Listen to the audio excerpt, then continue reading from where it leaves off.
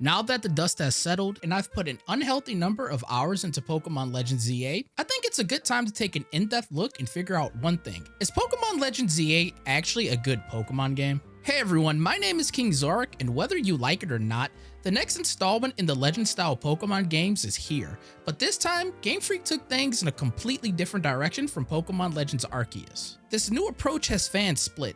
Some say it's boring, lackluster, and misses what made Arceus great, while others think it's a bold step forward for the franchise. Both sides have fair points, so today we're going to break this game down piece by piece and see where it shines and where it falls flat. To keep this review somewhat organized, I decided to break this review down into certain chapters. We'll be diving into the story, including its side quests and post-game content, the overworld, since this time we're exploring only Lumio City, the new battle system, since it's one of the biggest shakeups in Pokemon history, Mega Evolution designs, which I have some mixed feelings about, the multiplayer, since it's no longer your traditional Wi-Fi battles, and finally, performance and visuals, because yeah, this game has its fair share of frame drops. Then I'll wrap it all up with my final thoughts on the game. Obviously, this review will include spoilers, so if you haven't finished the game yet, you might want to pause here and come back later. But before we dive in, I want to hear it from you. How do you feel about Pokemon Legends ZA so far? Was it great, mediocre, or just straight up terrible? Drop your thoughts in the comments below.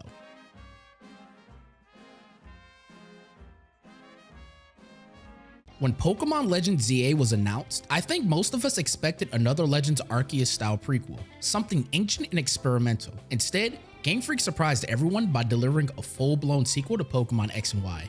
The game opens with a cryptic scene in the middle of Lumio City. A group of unknown figures stands around AZ and his Floette as he speaks about the need to find the strongest Mega Evolution user. It's mysterious, and before you can make sense of it, the camera cuts to your train pulling into Lumio Station. Stepping off that train, you're immediately stopped by a girl named Tawny. She's confident, loud, and a little overbearing, but it's a fun way to throw you right into the city's energy. A mischievous Pancham runs off with your bag, leading to your first battle. This moment decides your starter Pokemon, Chikorita, Totodile, or Tepig. Honestly, I wasn't too impressed with this lineup. Having two Johto starters side by side makes the selection feel oddly redundant. After the regional mix of Cyndaquil, Rowlet, and Oshawott in Legends Arceus, this trio feels dull and a bit underwhelming. It's not that I dislike them, I actually think Johto deserves more attention, but the lack of regional diversity makes the start feel like a callback instead of a bold new beginning. The next few sections of the game serve as a tutorial, teaching you everything from dodging attacks to using your Pokedex. Tawny introduces you to the ZA Royale, a massive tournament spanning Lumio City. Trainers climb through ranks from Z to A. It's essentially ZA's version of the gym challenge. Honestly, this is where the pacing dips a bit, between all the dialogue, cutscenes, and explanations. It feels like the game doesn't quite trust you to figure things out. For new players, it's fine, but for veterans, it's frustrating. The first few ZA Royal battles take you through alleyways, rooftops, and side streets scattered across Lumios. Win enough matches to collect challenger tickets that unlock a promotion fight.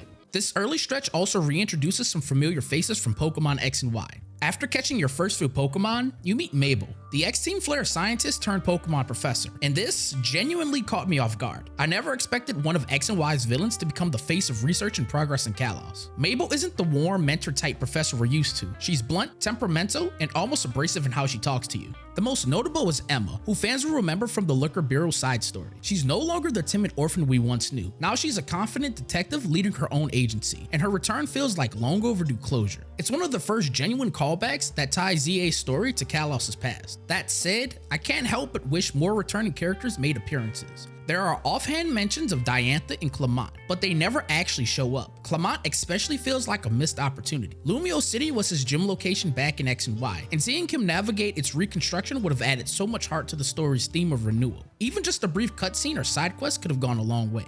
Now, about those side quests, they're a mixed bag. Some are genuinely creative, like a challenge from Froakie, a fun parkour-style mission that uses Lumios's verticality really well, but others, not so much. There's a fair share of fetch quests and errands that exist mostly to fill time between major story beats. After finishing a few side quests for Emma, she mentions a mysterious black four-legged Pokemon she's been investigating. This is where the story takes a darker turn. What follows is a raid-style showdown that throws you right into chaos. These rogue mega battles are where ZA truly shines. They're fast-paced, visually spectacular, and way more dynamic than the noble battles from Legends Arceus. Your trainer isn't just watching anymore. You're in the fight, dodging attacks, collecting Mega Orbs, and managing cooldowns all in real time. That first fight against Rogue Mega Absol hits hard. That said, the system isn't perfect. the formula does start to repeat after a while. Too many lengthy health bars, the occasional unfair difficulty spike, and a few moments where getting knocked out as a trainer feels more annoying than dramatic. Still, those flaws don't take away from the overall impact. When you finally bring down Mega Absol, it feels like a genuine accomplishment, and the moment the game stops feeling like a tutorial, the tone shifts too. Vinny reveals that the Rogue Mega phenomenon began about 6 months before the events of the game, coinciding with the strange energy readings from Prism Tower. It's a great turning point. The story widens, and the corporate mystery surrounding Quasarticos start to take center stage. You're no longer just a competitor in the ZA Royale, you're a key player in investigating the crisis that's slowly consuming Lumiose. After the meeting at Quasartico, you and Tawny stop by Nouveau Cafe to meet with Naveen, till Vinny interrupts with bad news. There are reports of 3 new Rogue Megas wreaking havoc across the city. After these missions, you finally unlock your starter's Mega Stone. In my case, that meant Mega Ember, and honestly, it's one of the better new Mega designs in the entire game. It amplifies everything that worked about the original while giving it this mythic, almost folklore-inspired energy. The fiery armor, the glowing spear, the sheer power behind its animations, it's perfect. One of my only real complaints is that it keeps the firefighting typing instead of branching out into something new, especially when both Mega Meganium and Mega Feraligatr got creative type changes. Back at Hotel Z, Zygarde gives you a strange pebble, and that's when we meet a new character, a man simply known as L. L explains that Zygarde has chosen you to help restore the balance to Lumiose and combat the spreading corruption of Mega Energy. And if you played Pokemon X and Y, the hints are impossible to miss. L is actually Lysander, the former Team Flare leader, but this isn't the Lysandre we remember. Gone is the power-hungry villain. Instead, he's portrayed as a mysterious disciple of Zygarde who understands the chaos unfolding in Lumiose. After wrapping up the 3 rogue missions, the pace slows down just enough to introduce one of Pokemon Legends EA's most divisive and over-the-top characters, Kanari, a famous Lumiose streamer and ZA Royal competitor who specializes in electric types. Her chapter starts with a flashy quiz challenge and constant fan interactions, poking fun at modern influencer culture. She's loud, self-absorbed, and always on for the camera, a personality that either clicks instantly or drives you up the wall. I think she's written to be intentionally exhausting in a way that actually fits the world. She's a celebrity first and a trainer second. During this arc, we also get a deeper look at Naveen, and this is where my feelings toward him really started to shift. At first, he came across as cold and awkward, and his obsession with Kanari was honestly painful to watch. But over time, I realized what the writers were going for. His fixation isn't just played for laughs. It's a way to show how disconnected he feels from the world around him. It's teenage idolization mixed with loneliness. That said, the writing sometimes overcommits to the bit. The game rarely lets you push back against his rambling, and I'll admit it, there were plenty of moments where I wanted to tell him to snap out of it. Still, beneath the fanboy exterior, you can see flashes of who he really is, a creative designer trying to find his place. Then comes the big moment, your Ranky match against Kanari herself. The highlight is her Mega Electros, a bizarre, almost unsettling new design that fits her personality perfectly. Whether you liked her or not, Kanari's arc leaves an impression, and it's one of the clearest examples of how ZA isn't afraid to experiment with tone and character depth in ways past Pokemon games rarely have. After that victory, Pokemon Legends ZA finally takes a breather and focuses more on character, mixing detective work, humor, and heartfelt storytelling. And honestly, it's one of the best pacing choices in the game. Your next opponent is Ivor, leader of the Fist of Justice. He's the walking definition of brawn over brain, who genuinely believes that punching problems is the best solution. When you arrive for your promotion match though, he's distracted. His younger sister Gwen has gone missing somewhere in Lumiose City. You and Emma from the Liquor Bureau team up to help him find her. Eventually, the trail leads to the sewers and finally find her safe but clearly annoyed. Once Gwen is found, your promotion match begins. After defeating him and earning your rank D promotion, the story wraps up with a warm comedic payoff. Ivor's protective nature and Gwen's dry exhaustion bounce off each other perfectly. Their sibling dynamic feels genuine, chaotic, and full of heart. Together, they add personality to Lumiose City's world building and provides a much needed touch of humor before the next big story turn. The next chapter pulls you off the tournament stage and straight into the streets, focusing on Lumiose's underbelly, debt, desperation, and the people living in the city's shadows. It starts when you learn that Tawny has fallen deep into debt with the shady group known as the Rust Syndicate. She took out a loan meant to fund Hotel Z's marketing campaign, but thanks to crushing interest rates, the loan has ballooned to over 1 million Pokédollars. Just like any mob setup, the Syndicate wants payment, and fast, or Hotel Z is in serious trouble. You finally meet the Syndicate's leader, Corbu, calm, composed, and every bit the businessman his reputation suggests. He's not some cartoon villain twirling his mustache. He's pragmatic, polite, and terrifying in how professional he is. He proposes a deal, work for him to pay off Tawny's debt. Unlike the exaggerated evil schemes we're used to, his missions feel surprisingly grounded, clearing out ghost types in an abandoned building, and even helping out a group of kids. Personally, I found the Rust Syndicate storyline to be one of the most mature and morally great arcs in Pokemon ZA. I love how it pulled the spotlight away from the rogue Pokemon problem, but I'll admit, the work off your friend's dead setup felt odd for a Pokemon game. Still, it's one of those risks that pays off. A grounded, character-driven story that proves not every threat in Lumiose comes from a rogue Mega Pokemon. The arc wraps up with the stylish final battle against Corbu himself, and in an unexpected show of integrity, Corbu wipes out Tawny's debt entirely. Just when Pokemon Legends ZA seems like it's catching its breath after the Rust Syndicate arc, it throws you into a completely different world, one dripping with elegance, ego, and excess. It starts out quietly enough. You and Tawny are approached by Laban, a maid representing the Society of Battling. She invites you to their next gathering. There you meet Jackinth, a fairy-type specialist and the charismatic face of the SBC. On the surface, she's the picture of grace refined, eloquent and dripping with charm, but that facade cracks fast. Beneath the pleasantries is someone cold, manipulative, and obsessed with control. When you break her rules to rush off and stop another wave of rogue megas, she begins stalking your team through holograms, appearing uninvited in your meetings until she finally traps everyone in what she calls a Jackinth zone. Then comes the main event, Jackinth's battle. Her fairy-type team reflects her perfectly, grateful but ruthless, unpredictable yet precise. Her signature Mega Clefable is both adorable and terrifying, twisting what should be a symbol of kindness into something disturbingly manipulative. Jackinth herself is fascinating. Less a villain, more a personification of Lumiose's upper class. She's beauty weaponized, a trickster fae who uses charm like a blade. The battle's presentation, her theme music, her taunting lines, the gold and pink color scheme feels like something out of a theatrical nightmare. It's rare for Pokemon to lean into the psychological power like this, and I loved every minute of it. After defeating her, you're promoted to rank B and the story pivots again. Our next promotion match. This time, the opponent is someone no one recognizes, Grisham. Curious, we track down Emma, who reveals that Grisham was once a member of Team Flare. She suggests talking to Mabel, who might know more. And sure enough, Mabel remembers him well. She explains that Grisham was part of the younger generation of Team Flare, though she doesn't know why he joined the ZA Royale. So once we return back to the cafe, we find Grisham, who turns out to be one of the attendants who work there. Grisham himself is a fascinating figure, calm, measured, and guilt-ridden, a man trying to rebuild from the ruins of a failed ideology. Once part of the disgraced Team Flare, he now leads Team Flare Nouveau, a small group dedicated to redemption. Their mission isn't power or domination, it's legacy. They want to prove that not everyone tied to Team Flare was beyond saving. Grisham believes that saving Lumiose is his chance to restore the name of Team Flare Nouveau. Grisham's demeanor reflects that weight. He's not a villain, he's a man haunted by what his predecessors did. His partnership with his sister Griselia reinforces that. She still carries traces of the old Flare pride, while he's burdened by the fallout. Together, they come across less like antagonists and more like tragic idealists. Two people trying to clean the stains left by the past. My feelings about Grisham and Griselle are complicated, and that's exactly why they work for me. On one hand, their story is surprisingly sympathetic. There's something earnest about two former villains trying to rebuild, even if the world refuses to forgive them. But I can't ignore how lenient the narrative feels toward them. ZA seems almost eager to forgive Team Flare's history, letting its remnants walk free without ever confronting the sheer damage they cause.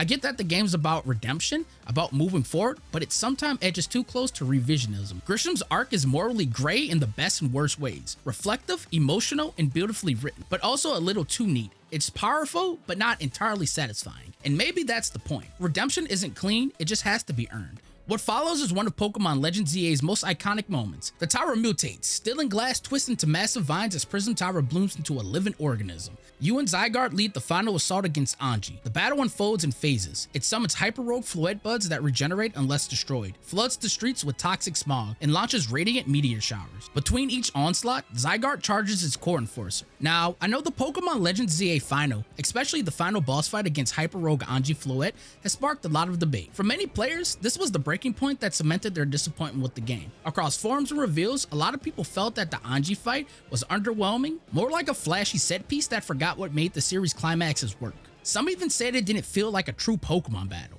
And I get where those criticisms come from. There were definite flaws. Stationary targets with bloated HP, simple patterns you could cheese by hiding behind rubble, and a general lack of difficulty. The pacing right before the final drags, the mechanics can feel repetitive, and the fight's type neutral design does strip away some of Pokemon's core strategic identity. Add to that the larger frustration players had with the game's scope. The lack of content beyond Lumiose, the dry dialogue, the uneven companion writing, it's easy to see why the final left a sour taste for many. But personally, I still loved it. For me, the final of ZA wasn't about the mechanical depth, it was about emotional payoff. The way every major character came together, even those who didn't like each other, made Lumiose feel alive. Seeing Quasartco and the Rust Syndicate working side by side, the Fist of Justice rallying civilians, and Kanari turning her influencer bravado into something heroic. It all reinforced one of the game's core themes, finding hope and connection in the middle of chaos. I understand why many players walked away disappointed. The final was messy, uneven, and probably didn't hit the mechanical high that people expected, but emotionally, it worked for me. It felt like the culmination of ZA's best ideas, flawed people uniting in a broken city fighting for something bigger than themselves.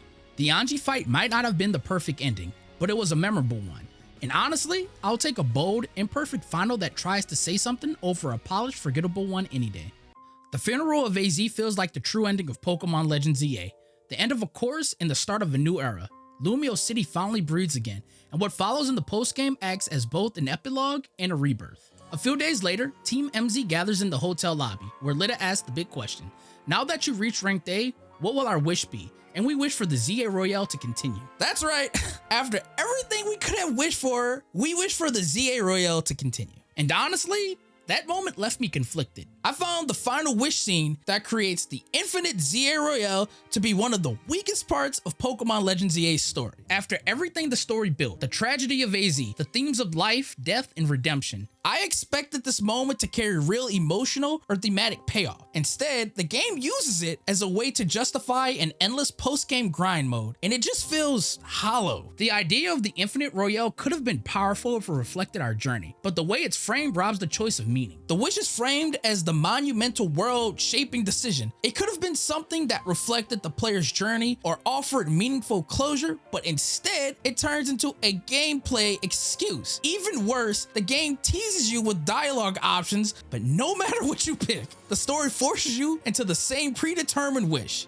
It kills any sense of agency, making it clear that your input doesn't actually matter at all. It also doesn't help that other characters' wishes could have had real emotional stakes in the story. It comes off as shallow by comparison. It trivializes what could have been a beautiful ending and reduces it to a setup for grinding tickets. To me, the whole thing feels like a narrative afterthought, a flimsy justification for repetitive post-game content rather than a natural extension of the story. It's not like the Infinite Royale itself is a bad thing. It's that tying it to such an emotional charged moment makes it feel tone deaf. After such a powerful main story, the ending deserves something more meaningful than infinite battles. Thankfully, the legendary quests that follow make up for it. I've got to say, the post-game Zygarde fight was a massive step up from the main story Anji fight. It's not perfect, but compared to Hyper Rogue Anji Floette, this one actually feels like a real earned final battle.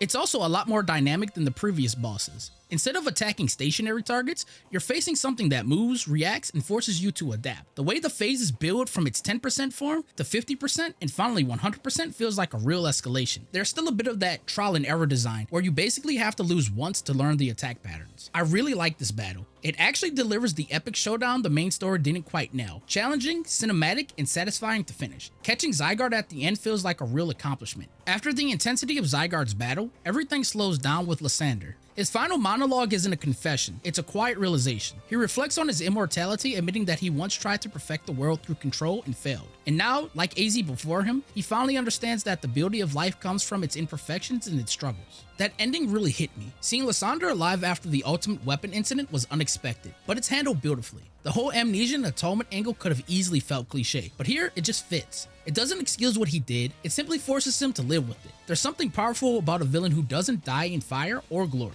but instead has to quietly carry the weight of their sins. It's such a calm, reflective way to end what otherwise was a chaotic story. After all the explosions and Megas gone rogue, ZA doesn't end with triumph, it ends with understanding. The world isn't fixed, it's still messy, still healing, but everyone, from kings to criminals, finally get the chance to start again. If Pokemon Legends Arceus gave us vast, untamed wilderness, Legends ZA gives us the complete opposite, a living, breathing city. This time, the entire game takes place within Lumiose City, and while that might sound restrictive on paper, it's actually one of the most creative risks Game Freak has ever taken. At first glance, Lumiose is stunning.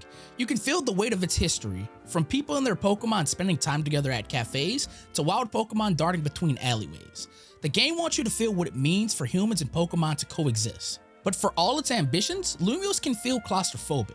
After Arceus' wide open wilderness, many players, myself included, felt city trapped. You're surrounded by walls and geometry instead of mountains and meadows. It's immersive, yes, but also repetitive. Many buildings are inaccessible, and after a while, the visual sameness, endless beige facades and shiny glass starts to dull the wonder.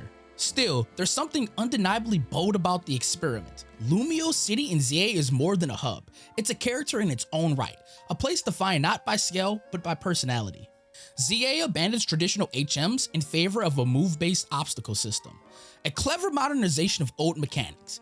Instead of carrying a dedicated HM Pokemon, any Pokemon with the right moves can interact with the world. Boulders break under fighting type attacks like Rock Smash or Power Up Punch. Sludge can be cleared with water or psychic moves. Ice blocks and web bridges add variety, melting or forming paths. It's a small system, but it ties your Pokemon to exploration in a satisfying way. Your team finally matters outside of battle. The downside, these puzzles can get repetitive, and after clearing your 15th sludge pile, the novelty fades. Still, there's something nostalgic about solving environmental puzzles through your team's moves, a direct echo of older games, just streamlined for the modern Legends format. One of the most defining and divisive parts of ZA's world design is its verticality. Lumios is full of scaffolding, ladders, and rooftop platforms that turn the city into a kind of urban jungle gym. You climb, glide, and roll your way up skyscrapers to uncover collectibles or catch Pokemon. At its best, the system feels like a fresh parkour style on Pokemon exploration. Finding the last colorful screw on a high ledge feels weirdly satisfying, and some rooftop battles and rare spawns make the climb worth it. But when it doesn't work, it really doesn't work. Your character often overshoots jumps or slides off narrow beams, which can lead to a lot of unnecessary frustration. I lost a few shiny Pokemon because of this. Hearing that familiar sparkle and realizing that the shiny Pokemon was on top of a rooftop I couldn't clearly reach was so painful. That said, I can't deny these climbs make Lumios feel alive in a way we've never seen before. When you finally chain your dodges, jumps, and rotoglide boosts perfectly, it's exhilarating. The scaffolding isn't flawless, but it's ambitious. The rotoglide is the game's signature traversal ability and easily one of the best. By mid-game, you unlock it through a story mission with your rival, and it completely changes how you move throughout Lumio City. You can glide between rooftops and even chain jumps into forward momentum. The only real disappointment is that it's the only major traversal upgrade. There are no ride Pokemon like Arceus had, which for some players make exploration feel one-dimensional. Still, the sheer sense of speed and fluidity when you nail a perfect glide makes it one of the most satisfying mechanics in the game.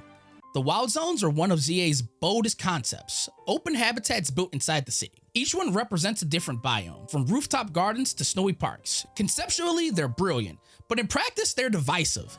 Early zones feel tiny and claustrophobic, more like open-air terrariums than true wild areas. You can see the ambition, but the execution feels fenced in. Later zones improve with tougher Pokemon, riskier terrain, and diverse locales, but it takes too long to get there.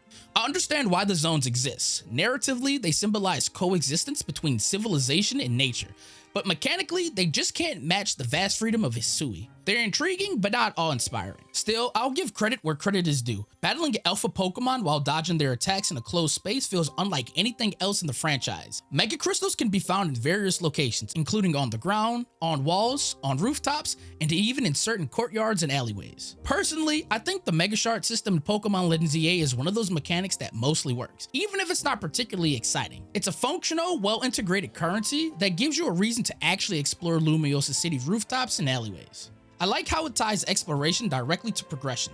Smashing Mega Crystals and collecting shards feels purposeful, since they go straight toward buying Mega Stones or experience items. Once you upgrade the Pink Canary plush, farming shards becomes easy enough that the grind never feels too punishing. It's efficient if you just want to get what you need.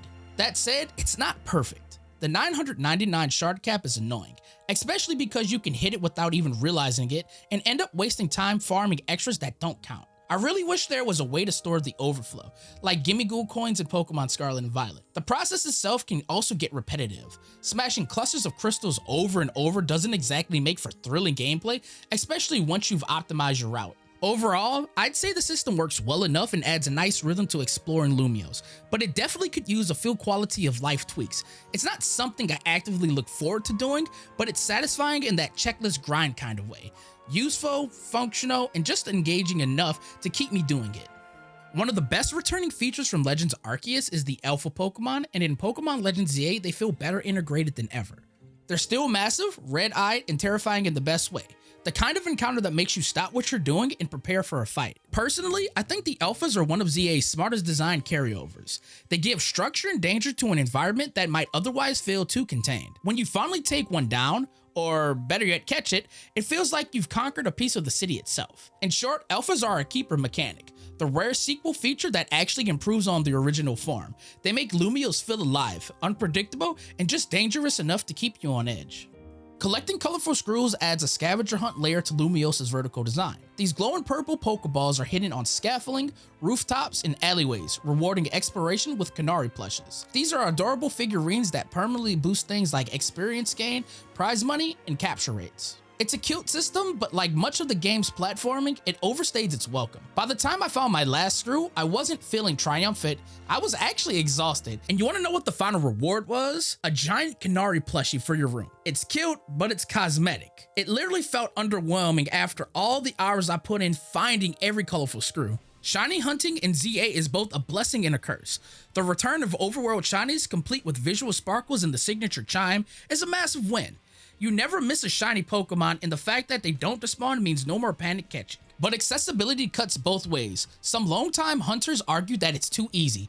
The AFK bench and fast travel farming methods lets players automate shiny hunts, reducing the thrill of the chase. And speaking of shiny Pokemon, Mabel's final research task to unlock the shiny charm is one of the most frustrating parts of Pokemon Legends ZA. What should have been an exciting post-game goal turns into an unreasonable grind that borders on exhausting. The requirement to win 1,000 trainer battles feels absurd. By the time you finish the story and even most side content, you maybe have done a few hundred at best, forcing players to grind out the rest in repetitive battle loops, like the Royal competition or the same few battle restaurant trainers. This kills the pacing completely. Wild battles don't even count, which just makes it feel like artificial padding rather than a genuine challenge. And the variety just isn't there. In Legends Arceus, research tasks had personality. Seeing Pokemon use different moves, catching Pokemon in different sizes, watching behaviors, but here, it's mostly busy work, catching dozens of the same species or smashing Mega Crystals on repeat. The worst offender, however, is the link trade requirement, which effectively locks completion behind Nintendo Switch Online for anyone without local friends.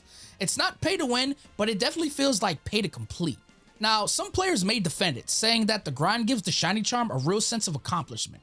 And sure, the reward itself is great. On paper, tying Mabel's research progression to gameplay makes sense, but in execution, it's just tedious. The charm isn't the problem, it's how far the game goes trying to make you earn it. For me, it's the one part of the post-game that actively drags down the fun. It feels less like research and more like repetition. Finally, we have the Infinite ZA Royale. Honestly, I think the Infinite ZA Royale is a cool idea on paper, but it starts to lose its charm the longer you play it. The first few runs are fun. They're fast-paced battles, a good challenge, great rewards, but once the novelty wears off, it becomes a grind. The requirement to farm 50,000 points per ticket starts feeling excessive, especially since some objectives like progressing towards the shiny charm demand doing this over and over again. After a while, it stops feeling like a test of your skill and more like a test of patience. The grind also doesn't really reward strategy, and while I appreciate the concept of an endless battle mode, it's disappointing that this is basically the main post-game feature. I would have loved a more structured mode, something closer to a battle tower, or even a rotating challenge system with varied rule sets. The Infinite Royale feels like it could have been a great side mode, but as the core of the post-game, it comes off a little shallow once you've done it a few times. After dozens of hours, Lumiose becomes more than a location. It becomes your home. The city evolves with you. It's not as vast as Hisui, not as free as Paldea, but it's intimate in a way that those regions aren't. You learn its rhythms, the backstreets that hide secrets, the cafes that serve as side quest hubs, and the rooftops that shimmer with treasure and wild Pokemon. For me, that's where ZA succeeds. It trades freedom for familiarity and scale for density. Lumiose may not be the biggest Pokemon world, but it's one with the most personality. Pokemon Legends ZA Overworld is a paradox. It's ambitious yet constrained, vertical yet repetitive, modern yet nostalgic. It takes one of the series' most famous cities and reimagines it as a living, playable organism, something no other Pokemon game has tried. Is it perfect? No, not even close. The platforming can be clunky, the wild zones small, and the collectibles occasionally feel like padding. But beneath that, there's a heart. A vision of Pokemon not just as creatures in the wild, but as part of the city's ecosystem.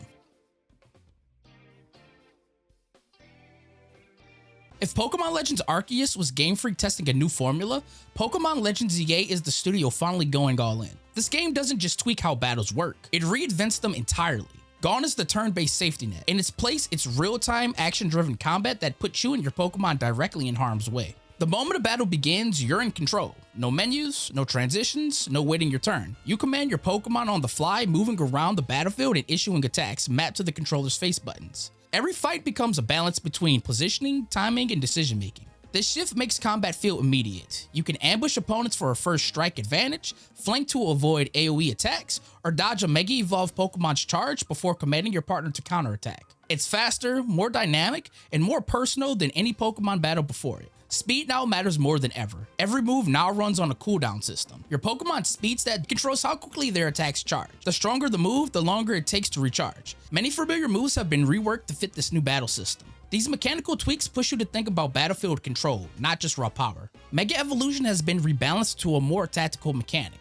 Instead of activating it freely, you must build a Mega Energy meter during battle by landing hits and dodging attacks. Pokemon that can't Mega Evolve aren't left out either. They gain access to plus moves. These are enhanced versions of their normal attacks that hit pretty hard. It's a smart, elegant rework that adds layers to team composition and pacing. With its cooldowns, positioning, and timing-based mechanics, ZA's combat feels reminiscent of an MMO or an ARPG system like Final Fantasy or Monster Hunter. It rewards situational awareness and skillful movement over pure stat advantage. Unlike previous entries, your trainer is no longer just a spectator.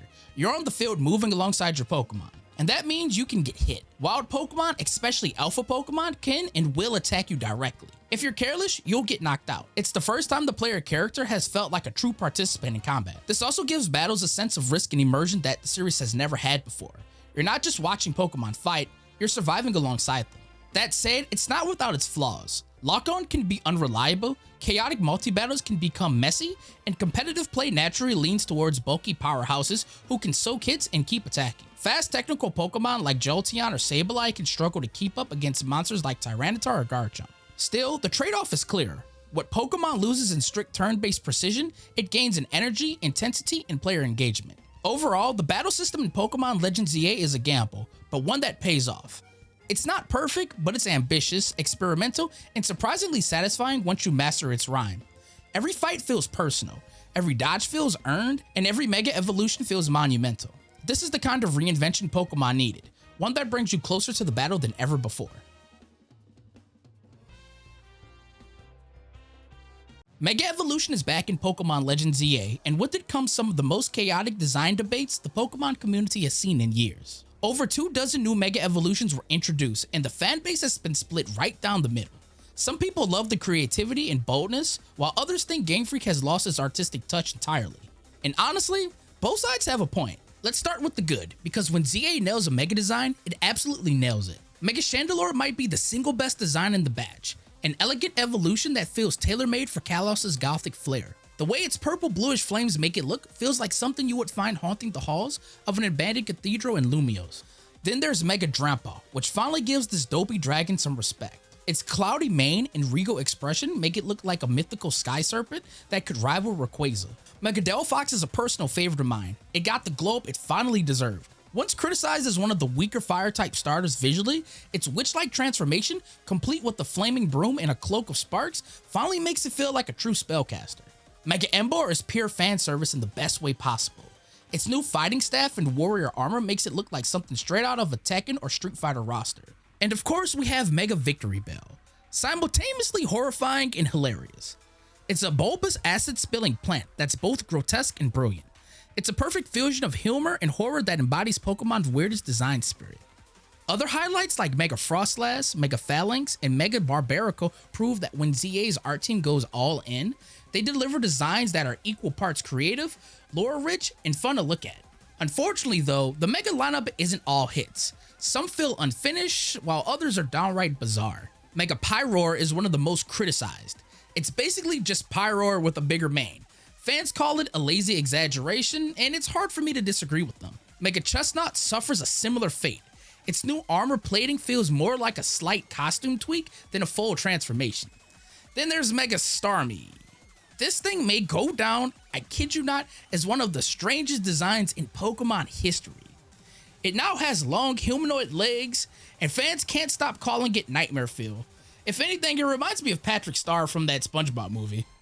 Mega Dragonite sparked controversy for its odd Victorian flair with ornamental jewels and curls that made it feel more like a children's toy than a dragon god. Then there's Mega Skarmory, which essentially is a gold repaint. Flashy, sure, but it's empty and kind of lazy as a design. Some designs like Mega Scrafty and Mega Dragalge push weirdness too far. Scrafty's shredded white hood makes it look like it's covered in toilet paper, while Dragalge's ornament cape and antlers make it look like it wandered into a Final Fantasy cosplay. It's a lineup full of ambition, but not always consistency. What's fascinating about all this backlash is that it mirrors the reaction from X and Y's Megas a decade ago. Remember how people thought that Mega Heracross and Mega Slowbro were ridiculous at first? Now they're beloved classics. Personally, I think that ZA is trying to carry on that legacy, pushing Pokemon designs into weird, experimental territory the way that the originals once did. I can respect that ambition, even if not every design lands. Some of the new Megas feel bold and creative, others just don't quite come together. They lack that elegance and cohesion that made the earlier Megas so iconic, and at times, they teeter on the edge of being over-designed rather than visionary. It's worth remembering that these Megas aren't just aesthetic, they're rooted in ZA's story.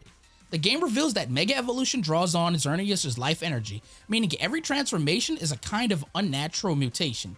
Beautiful yet disturbing. That's why Pokemon like Mega Electros looks so grotesque, with its mucus-bound appendages that double as extra limbs. It's supposed to look wrong. Its evolution turned toxic, a visual representation of what happens when humanity meddles too far with nature's balance. And that's the part that ties it all together. Mega Evolution in ZA just isn't a battle mechanic, it's a living consequence of Kalos' history. Some Pokemon thrive on this power while others are twisted by it. It's poetic in a way that only Pokemon can be. The Mega Evolution lineup in Pokemon Legends ZA is a paradox, a collection of both masterpieces and missteps. Some are breathtaking, others are baffling, but all of them feel alive in a way that keeps people talking. And honestly, that's the best thing a design can do, inspire conversation. Whether you're laughing at Mega Starmie's legs or admiring Mega Froslass's grace, you're engaged, you care, you're reacting. I'll take a mess over forgettable safety any day.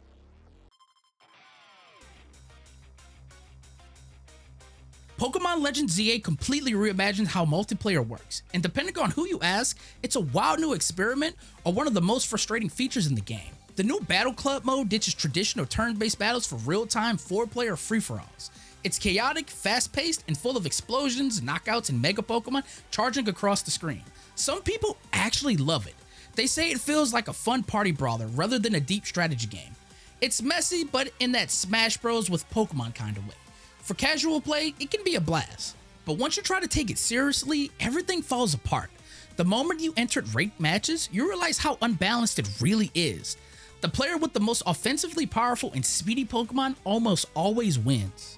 The result? A competitive system that's less about strategy and more about who can spam their strongest moves first. Many fans have called the Battle Club a terrible PvP experience, and yeah, they're not wrong. The real-time control scheme that worked fine in single player starts breaking down online. Targeting the right opponent can feel like fighting the camera as much as fighting your rivals. Movement and lock-on are inconsistent, and if you're playing handheld mode, well, good luck on tracking what's happening when 4 Mega Evolutions go off at once. It's frantic in all the wrong ways. Not the good, heart-racing kind, but the what's even happening kind. If you were hoping for Scarlet and Violet style co-op exploration, well, sorry, that's gone. Multiplayer in ZA is almost entirely confined to the Battle Club. There are no group wild zone hunts, no shared missions, and no raid-like events. Just arenas, battles, and trading. After Scarlet and Violet showed glimpses of a co-op future, it feels like a step backward. I expected multiplayer to expand this time around, not shrink. To make matters worse, some key Mega Evolution items are locked behind Battle Club rewards. So even if you hate the mode, you're forced to slog through it for items that affect your single player experience. It's a questionable design choice that rubbed a lot of players the wrong way. The multiplayer in Pokemon Legends ZA is a mixed bag. It succeeds in one area bringing back online play and trading, but drops the ball where it mattered the most. The ZA Battle Club is fun for about 10 minutes, but the lack of balance, control issues, and forced grind make it one of the weakest parts of an otherwise bold and innovative game. It's ironic, the single player side reinvented Pokemon combat in a way that feels alive and immersive, while the multiplayer feels like a chaotic side mode stapled on at the last minute. Game Freak took a swing here, and unfortunately it was more of a miss than a hit.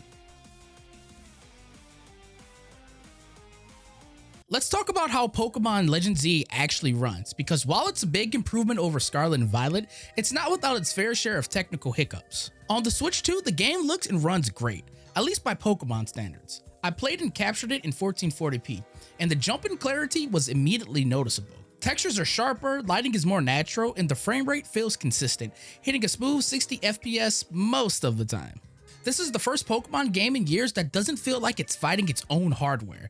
It's not a visual powerhouse, but for a Game Freak title, it's genuinely impressive. Now, if you're playing on the original Nintendo Switch or Switch OLED, things get rougher. The game targets 30 FPS, but you'll notice frequent dips, especially when turning the camera in crowded areas like North Boulevard or Prism Tower Plaza. Poppin' is back too, with NPCs and cars materializing out of thin air just a few steps away. Cutscenes can also feel choppy. Those sweeping camera pans over Lumios often stutter, breaking immersion right when the story is trying to get cinematic. It's not unplayable, but it's far from ideal. Visually, ZA is a mixed bag. The Pokemon models look fantastic, full of life and expression, especially during close-ups and battle sequences. Mega Evolutions in particular are animated with flair and energy, capturing all their raw power beautifully. But the environment textures don't always keep up. Some buildings look detailed and alive, while others are flat, low resolution, and repetitive. The new real-time battle system looks amazing in motion. Mega Energy sparks and cinematic camera angles make fights feel alive. But there's a catch. It's sometimes too much. When multiple Pokemon, particle effects, and damage numbers flood the screen, it's easy to lose track of what's even happening. During the big boss battles, especially against Rogue Megas, the frame rate can dip just from all the explosion and light flares going off at once. It's spectacular, but overwhelming. The art direction itself is surprisingly divisive. Some fans love the slight painterly styled look, calling it a natural evolution from Arceus, while others say it feels dated compared to other 2025 games. Personally, I think it hits a nice balance between realism and the series' charm. Still, it's not hard to wish for more polish. Pokemon worlds are getting more ambitious, but they still lack that Nintendo level you would expect from a first-party franchise of this scale. In short, Pokemon Legend ZA finally looks like the game we always wanted from this series, but only if you're playing it on the right hardware. On Switch 2, it's smooth, vibrant, and surprisingly cinematic. On the older consoles though, you'll still run into the same technical headaches that have been haunting the series for years. It's progress, but not perfection, and while the performance won't ruin your experience, it's a reminder that Game Freak's ambition is slightly ahead of its engine. Now that I've spent countless hours exploring Lumio City, battling Rogue Megas, and chasing every piece of post-game content the game has to offer, I can finally say it. Pokemon Legend Z8 is an ambitious Pokemon title, but it's also a divisive one. On one hand, it delivers so much of what fans have been asking for, a deeper story that actually connects back to past generations, characters who grow, change, and struggle with real consequences, and gameplay that dares to break the old mode and do something bold with real-time battles and cinematic storytelling. But on the other hand, it's still Game Freak, and their ambition sometimes outruns their execution. The pacing drags and side quests can feel like busy work, and performance issues still remind you the series has technical baggage it can't quite shake. The real-time battle system is exhilarating but also messy. The Mega Evolutions are imaginative but wildly inconsistent. The multiplayer is innovative in theory but feels like a rushed experiment. Yet despite all of that, I can't help but like it. When Zia hits its stride, when the music swells and you're dodging a rogue mega attack, it feels like Pokemon's soul is still alive. It's not perfect, not even close, but it's passionate. It's weird, it's different, and for a franchise that's been accused of stagnation for years, that's something worth celebrating. So, is Pokemon Legend ZA a good Pokemon game? Yes, but not a great or even amazing Pokemon game. It's flawed, messy, and uneven, but it's also full of heart.